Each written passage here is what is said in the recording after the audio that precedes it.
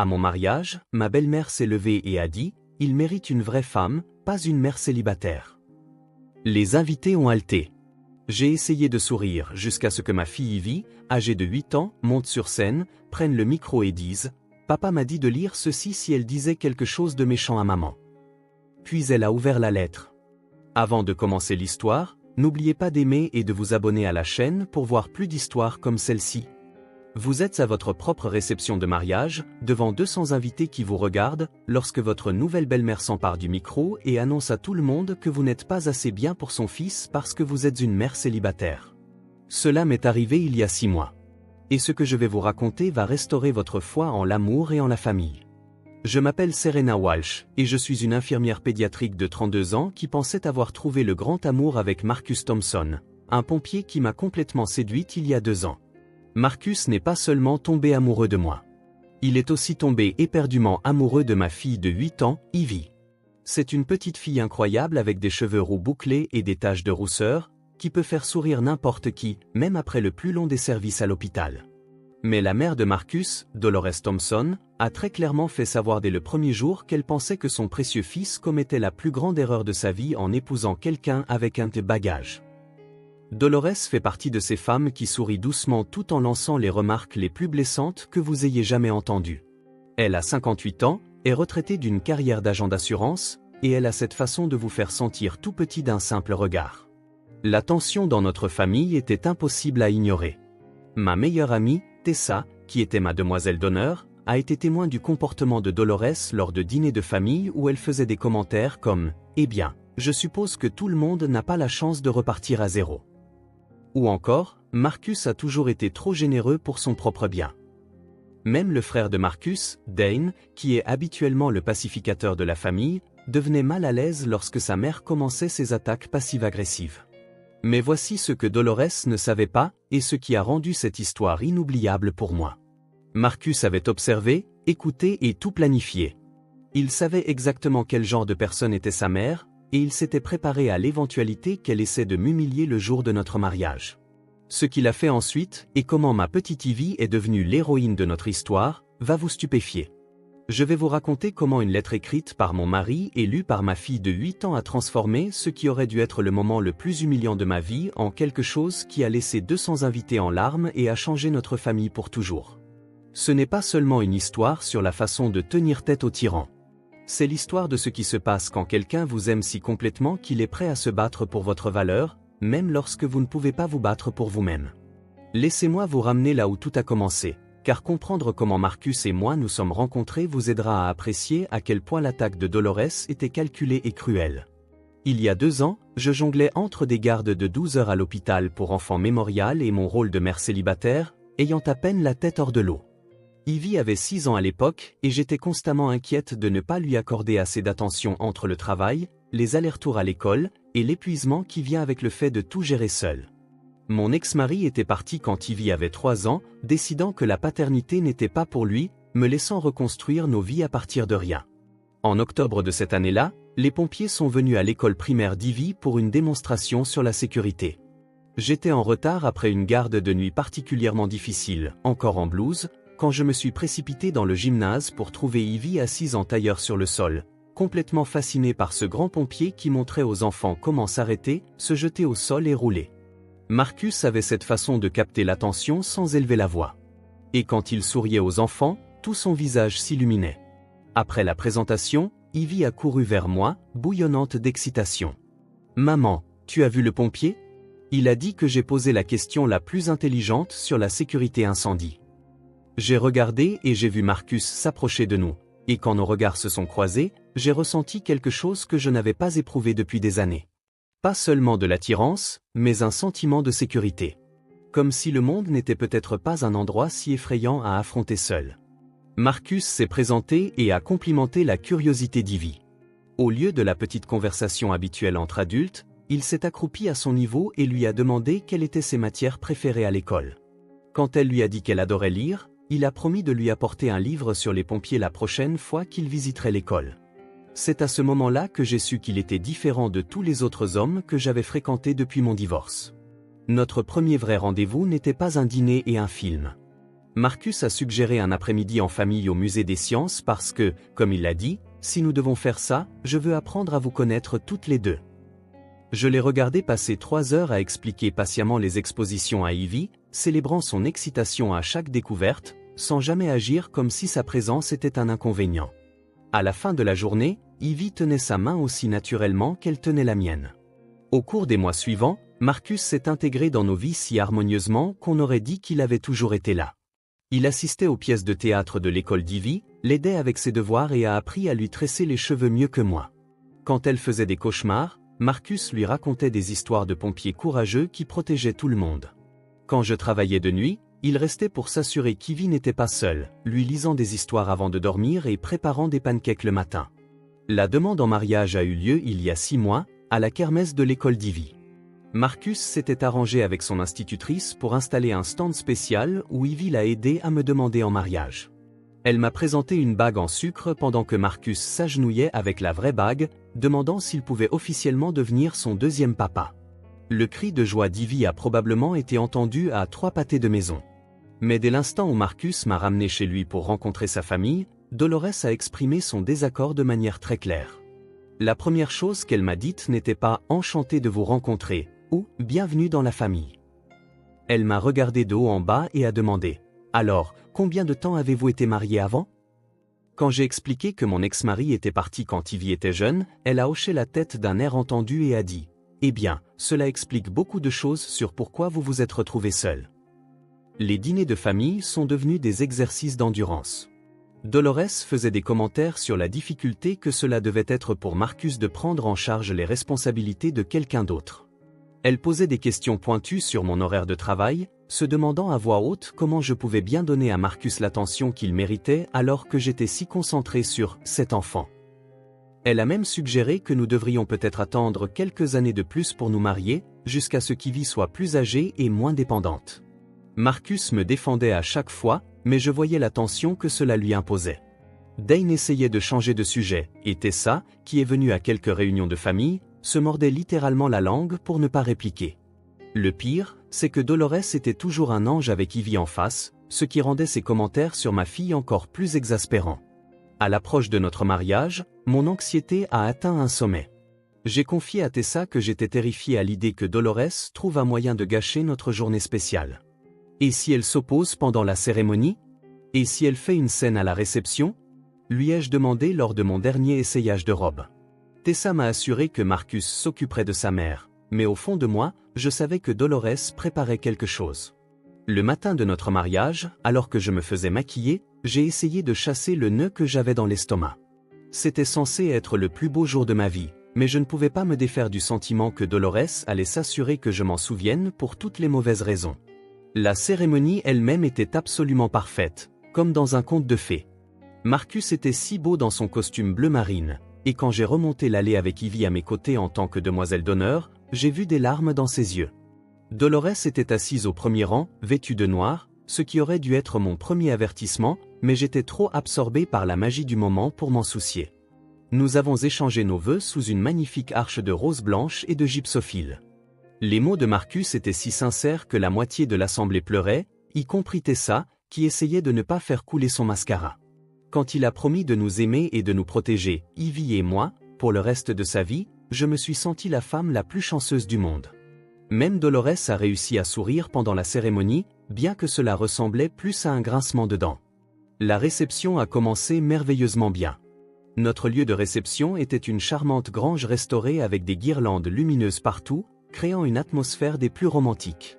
Ivy passait le meilleur moment de sa vie, tourbillonnant sur la piste de danse dans sa robe rose pâle, ses boucles rebondissant à chaque tour. Elle s'est immédiatement liée d'amitié avec les autres enfants et a passé le cocktail à leur apprendre à faire la roue sur la pelouse. Pendant notre première danse sur At Last d'Etta James, Marcus m'a murmuré à l'oreille « Tu vois, tout est parfait. Arrête de t'inquiéter pour ma mère. » Je me suis laissé aller dans ses bras, sentant le stress des derniers mois s'évanouir. À la fin de la chanson, Ivy a accouru et a insisté pour une danse en famille. Alors, nous avons dansé tous les 3 ensemble pendant que le photographe capturait ce que je pensais être mon moment préféré de la journée. Le dîner s'est déroulé sans encombre, tout le monde s'extasiant sur le poulet en croûte d'herbe et riant des histoires de Dane sur les bêtises d'enfance de Marcus. Ivy était assise à la table d'honneur entre Marcus et moi, portant fièrement le collier spécial que Marcus lui avait offert ce matin-là avec un pendentif en forme de cœur sur lequel était gravé « La fille à papa ». Elle bavardait avec quiconque voulait bien l'écouter, racontant à quel point elle était excitée d'avoir un nouveau papa et peut-être un petit frère ou une petite sœur un jour. Puis est venue la partie traditionnelle des discours, et mon estomac a recommencé à se nouer. Dane s'est levé le premier et a prononcé le plus beau discours de témoin, disant qu'il n'avait jamais vu son frère plus heureux que depuis qu'il m'avait rencontré. Il a parlé de voir Marcus passer du statut de célibataire endurci à celui d'homme de famille dévoué, et de la façon dont Ivy avait révélé une facette de Marcus que même sa propre famille n'avait jamais vue.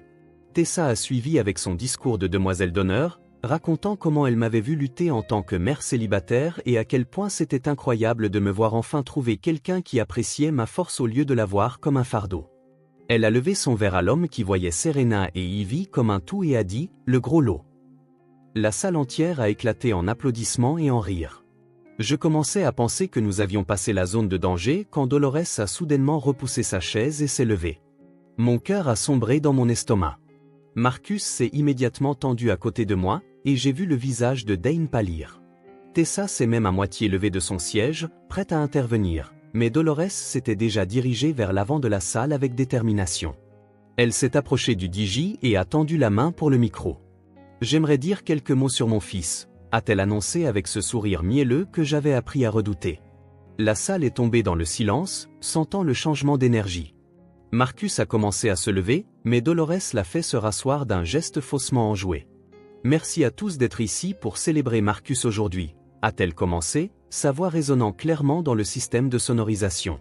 « Mon fils a toujours été spécial pour moi.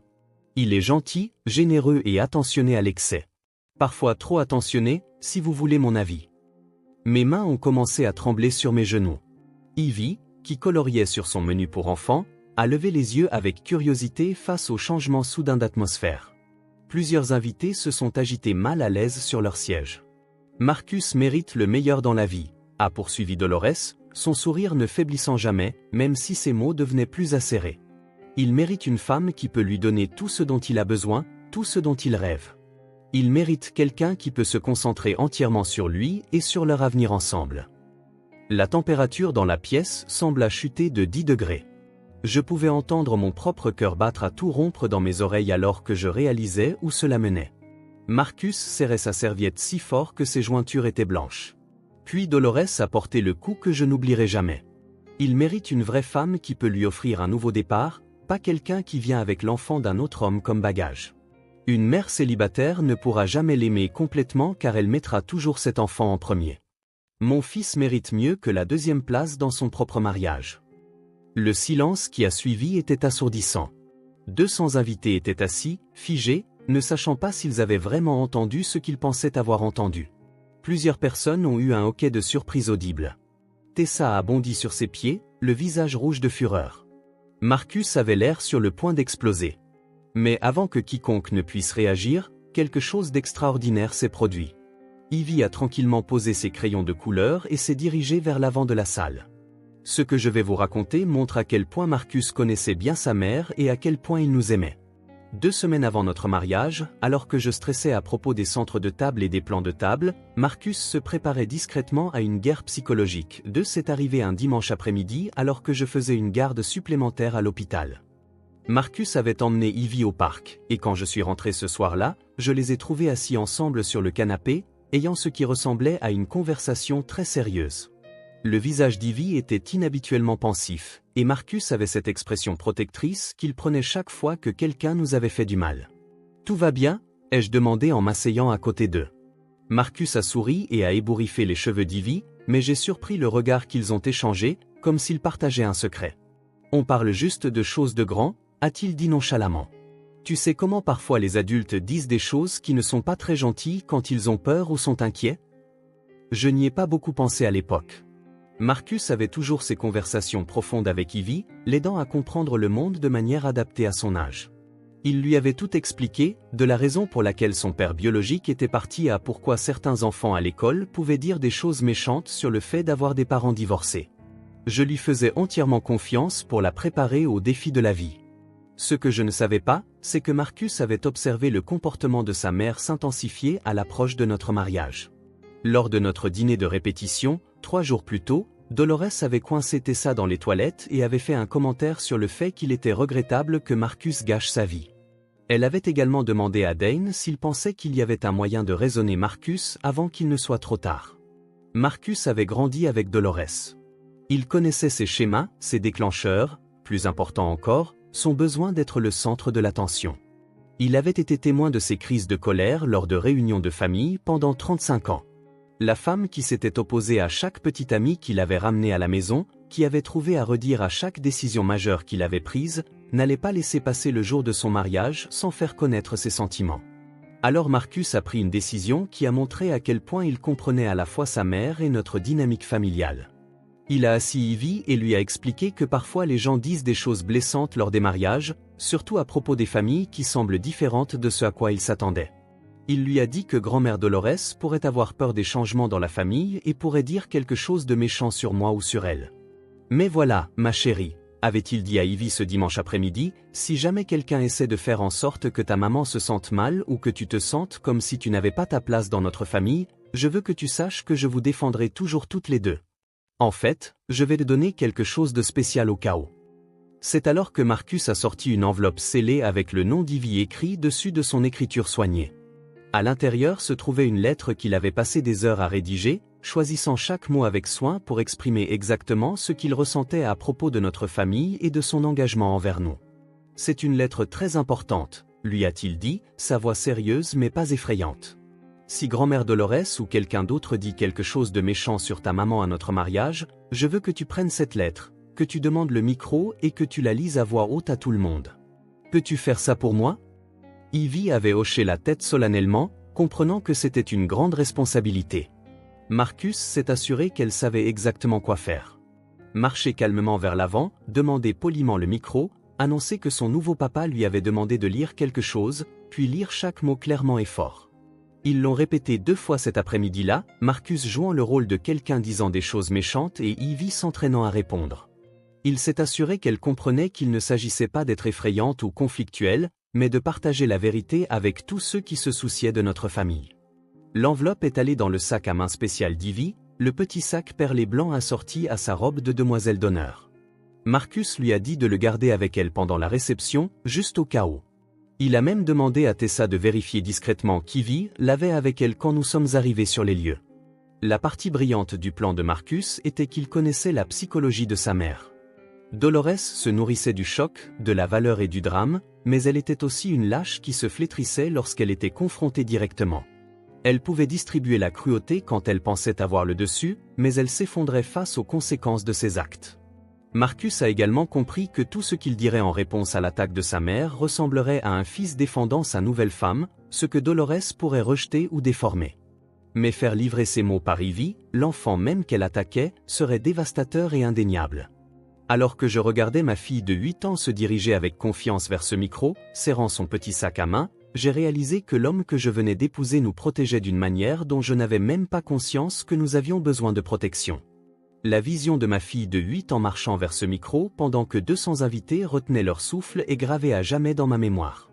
Ivy se déplaçait avec une confiance si tranquille, son petit sac à main en perles blanches serré dans une main, le menton haut malgré le fait qu'elle soit la plus petite personne dans cette immense salle. Dolores était toujours debout à l'avant, figée par le choc de voir Ivy s'approcher. La femme qui venait de me livrer la plus dévastatrice humiliation publique de ma vie semblait soudain incertaine, comme si elle ne s'attendait à aucune sorte de réponse, surtout pas de la part d'un enfant. Plusieurs invités chuchotaient entre eux, se demandant clairement ce qui se passait. Ivy s'est approchée de Dolores et l'a regardée avec ses grands yeux verts.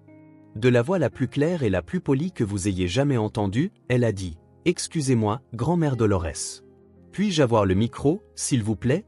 Mon nouveau papa, Marcus, m'a demandé de lire quelque chose si quelqu'un disait des choses méchantes sur ma maman. » La salle est devenue silencieuse.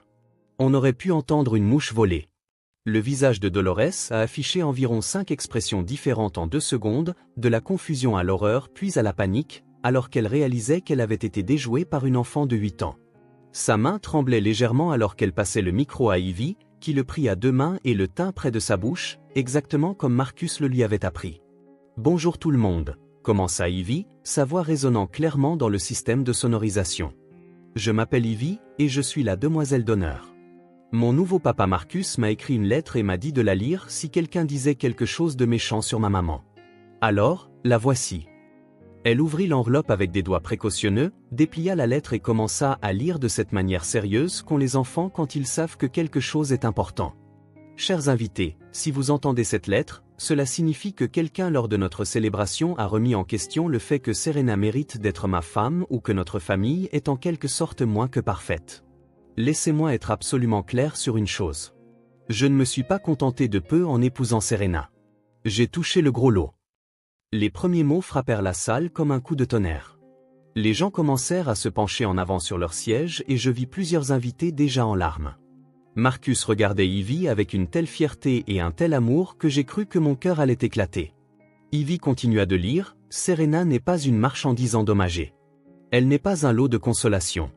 Elle n'est pas quelqu'un qui vient avec un bagage. Serena est une femme qui aimait tellement sa fille qu'elle a trouvé le courage de quitter un mariage qui ne fonctionnait pas pour offrir à Ivy une vie meilleure. Elle a travaillé de nuit comme infirmière pédiatrique, s'occupant d'enfants malades pendant que sa propre fille dormait, juste pour joindre les deux bouts. Elle a repris ses études, a bâti une carrière et a créé un foyer où Ivy pouvait se sentir en sécurité et aimée. Mes mains étaient pressées contre ma bouche, des larmes coulant sur mon visage. Autour de la salle, je pouvais voir des gens hocher la tête, certains s'essuyant les yeux. Même certains amis de Dolores semblaient mal à l'aise avec ce qu'elle avait dit. Quand j'ai rencontré Serena et Ivy, poursuivit Ivy, sa voix se renforçant à chaque mot, je n'ai pas vu une femme avec des complications. J'ai vu une famille qui savait déjà comment aimer inconditionnellement. Ivy n'est pas venue avec Serena comme une obligation ou un fardeau. Elle est venue comme un cadeau. Je ne prends pas en charge l'enfant de quelqu'un d'autre. Je suis accueilli dans une famille qui va m'apprendre ce qu'est le véritable amour. L'émotion dans cette salle était écrasante. Tessa pleurait ouvertement. Dane avait la tête dans les mains, clairement mortifié par le comportement de sa mère. Plusieurs des collègues pompiers de Marcus hochaient la tête en signe d'approbation, et je pouvais voir l'institutrice d'Ivy à l'école rayonner de fierté. Mais Ivy n'avait pas terminé. Elle prit une profonde inspiration et asséna le coup de grâce. À quiconque pense que Serena devrait me faire passer avant Ivy, vous ne comprenez pas quel genre d'homme je suis. Je suis tombé amoureux de Serena précisément parce qu'elle fait passer Ivy en premier. Ce n'est pas un défaut. C'est le genre de mère que je veux pour tous nos futurs enfants. C'est le genre d'amour dont je veux faire partie. Serena ne m'aime pas moins parce qu'elle aime Ivy complètement. Elle m'aime plus parce qu'elle a déjà prouvé qu'elle sait comment aimer quelqu'un de tout son cœur. Le silence qui suivit fut profond. Puis, de quelque part au fond de la salle, quelqu'un a commencé à applaudir. En quelques secondes, toute la réception a éclaté en applaudissements tonitruants. Les gens se levaient, applaudissaient, certains criaient de joie. Tessa était debout et criait « oui », comme si elle était à un match de football. Ivy regarda tous ces applaudissements avec de grands yeux, clairement surprise par la réaction. Elle a soigneusement replié la lettre, l'a remise dans son sac à main, puis a fait quelque chose qui a fait rire et applaudir tout le monde encore plus fort. Elle s'est approchée de moi, est montée sur mes genoux et a dit dans le micro. Et aussi, ma maman fait les meilleurs pancakes du monde, alors papa Marcus a vraiment de la chance. La salle a explosé de rire et d'autres applaudissements. Dolores avait complètement disparu, s'éclipsant probablement pendant le discours, mais honnêtement, à ce moment-là, je me fichais de savoir où elle était allée. Ma fille venait de défendre notre famille avec plus de grâce et de puissance que je n'aurais jamais pu le faire. Les suites immédiates du discours d'Ivy furent une expérience sans précédent. Alors que les applaudissements s'estompaient enfin, les invités ont commencé à affluer vers notre table, désireux de nous féliciter et de partager leurs propres histoires. Le chef des pompiers de Marcus est venu le premier, lui serrant la main et lui disant que c'était le plus bel acte de leadership dont il ait jamais été témoin. « Tu as protégé ta famille sans accabler personne », a-t-il dit. Cela demande un vrai caractère. Ce qui m'a le plus frappé, c'est le nombre de personnes qui se sont ouvertes sur leur propre famille recomposée. Le couple de la caserne de Marcus nous a parlé des défis qu'ils avaient rencontrés lorsqu'il avait adopté ses 3 enfants d'un mariage précédent. Ma collègue de l'hôpital a raconté comment son beau-père lui avait sauvé la vie en choisissant de l'aimer inconditionnellement après que sa mère se soit remariée. Même certains des invités plus âgés, dont je craignais qu'ils ne nous jugent, sont venus partager des histoires de membres de leur famille qui avaient trouvé l'amour une seconde fois. Ivy était absolument radieuse de toute cette attention. Elle a passé le reste de la réception à être traitée comme une célébrité, d'autres enfants lui demandant de relire la lettre et des adultes lui disant à quel point elle était courageuse. Marcus l'a soulevée à un moment donné et lui a chuchoté quelque chose à l'oreille qui l'a fait glousser. Et quand j'ai demandé ce qu'il avait dit, elle a annoncé fièrement « Papa a dit que j'ai bien protégé notre famille ». Tessa était pratiquement en ébullition d'excitation. « Tu as vu le visage de Dolores ?» n'arrête-t-elle pas de demander à qui voulait l'entendre. Cette femme n'a pas compris ce qui lui arrivait. Une fillette de 8 ans vient de livrer la mise au point la plus dévastatrice de l'histoire des mariages. Elle s'est assurée que le photographe prenne des photos d'Ivy tenant la lettre, disant que cela devait être conservé pour la postérité. Dolores avait en effet complètement disparu. Dane est venu environ 1 heure plus tard, l'air absolument mortifié, pour s'excuser du comportement de sa mère. « Je n'ai jamais eu aussi honte d'un membre de ma famille de toute ma vie », a-t-il dit. Ce qu'elle a fait était impardonnable et ce que vous trois avez fait en réponse était d'une classe pure. Il a promis de gérer les retombées avec sa mère et a clairement indiqué que nous avions son soutien total. Le reste de notre mariage fut magique d'une manière que je n'aurais jamais pu imaginer. Au lieu d'être rappelée comme la réception où la belle-mère a semé la zizanie, elle est devenue la célébration où une petite fille a défendu l'amour et la famille de la plus belle des manières.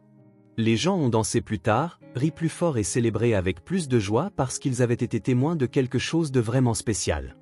Mais le véritable test est venu dans les semaines et les mois qui ont suivi. Pendant environ 2 mois, nous n'avons eu aucune nouvelle de Dolores. Marcus était en fait soulagé, disant que cela nous donnait le temps de nous installer dans la vie conjugale sans sa négativité.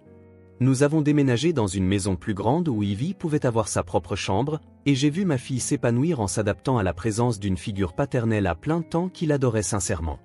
Puis, vers Thanksgiving, Dolores a appelé Marcus. Elle pleurait, ce qui était apparemment extrêmement rare pour elle. Elle a demandé si elle pouvait venir parler, pas seulement à Marcus, mais à nous trois.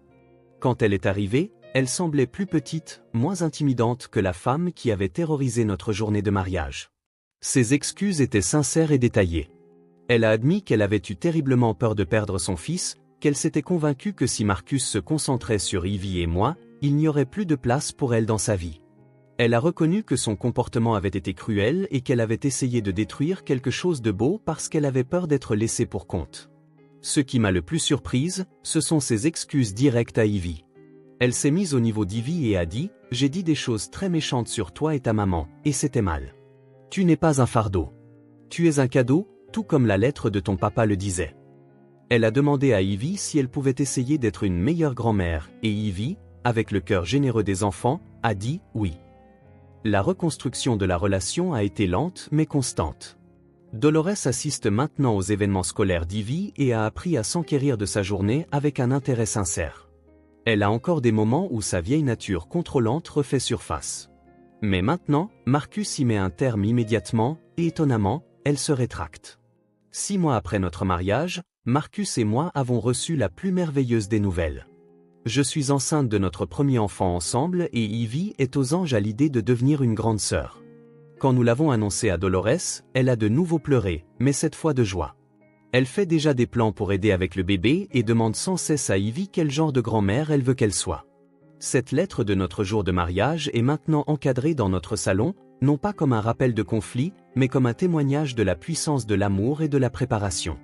Elle m'a appris que la bonne personne n'accepte pas seulement votre passé. Elle le célèbre comme le fondement de ce que vous êtes devenu. La leçon la plus importante de cette journée n'était pas de tenir tête aux intimidateurs ou de défendre sa famille. Bien que ces choses comptent, il s'agissait de reconnaître que l'amour se multiplie plutôt qu'il ne divise. Marcus ne m'aimait pas moins parce que j'étais venu avec Ivy. Il m'aimait plus parce que j'avais déjà prouvé que je savais comment aimer complètement et me sacrifier pour la famille. Parfois, les personnes qui semblent déterminées à vous abattre ont simplement peur d'être oubliées. Et parfois, la réponse la plus puissante à la cruauté est simplement de dire la vérité avec amour. Si vous êtes arrivé jusqu'ici dans mon histoire, cela signifie probablement que vous avez vécu quelque chose de similaire ou que vous croyez au pouvoir de l'amour pour surmonter la peur et la cruauté. Quoi qu'il en soit, je vous suis reconnaissante de m'avoir écouté. Si cette histoire a touché votre cœur ou vous a rappelé votre propre parcours avec les familles recomposées, l'amour après une rupture, ou le fait de tenir tête aux personnes qui essaient de vous rabaisser, veuillez cliquer sur le bouton j'aime et la partager avec quelqu'un qui a besoin de l'entendre aujourd'hui. Laissez un commentaire ci-dessous pour me parler de vos propres expériences de recherche de l'amour dans des endroits inattendus ou de gestion des membres de la famille qui ne comprennent pas vos choix. Et si vous voulez entendre d'autres histoires sur de vraies personnes naviguant dans le monde désordonné, magnifique et compliqué des relations et des dynamiques familiales modernes, assurez-vous de vous abonner à cette chaîne et d'activer la cloche de notification. Ce ne sont pas seulement des histoires. Ce sont des rappels que l'amour gagne, que la vérité compte et que parfois les plus petites voix portent les messages les plus puissants. Merci de faire partie de l'histoire de notre famille. D'ici la prochaine fois, souvenez-vous que vous méritez quelqu'un qui n'accepte pas seulement votre passé, mais qui le célèbre comme la raison pour laquelle vous êtes devenue assez forte pour l'aimer complètement.